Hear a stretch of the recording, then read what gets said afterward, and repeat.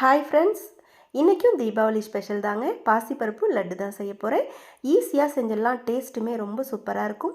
ஒரு கப் அளவுக்கு பாசிப்பருப்பு எடுத்திருக்கேன். பேனில் சேர்த்துட்டு அடுப்பை லோ ஃப்ளேமில் வச்சுட்டு நல்லா செவந்து வாசனை வர அளவுக்கு வறுத்துட்டு ஒரு தட்டில் மாற்றி சூடு ஆறுற வரைக்கும் அப்படியே விட்டுட்டு மிக்ஸி ஜாரில் சேர்த்து நல்லா பவுடராக அரைச்சி சலிச்சு எடுத்துக்கலாம்.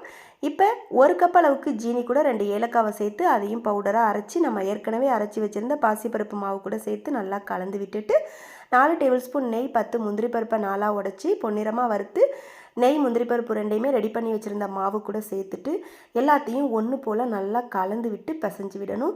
எல்லாம் நல்லா ஒன்று சேர்ந்து பிசைஞ்ச பிறகு நம்ம விருப்பமான சைஸில் நம்ம லட்டு பிடிச்சிக்க வேண்டியதான். இதே போலவே எல்லா மாவுலையும் லட்டை பிடிச்சி எடுத்து வச்சிடலாம். அவ்வளோதாங்க, ரொம்பவே சூப்பரான வாயில் வச்சதுமே கரையக்கூடிய பாசிப்பருப்பு லட்டு ரெடி ஆகிடுச்சு. நல்லாயிருக்கும், ட்ரை பண்ணி பாருங்கள். வீடியோ பிடிச்சிருந்தா லைக் பண்ணுங்கள்.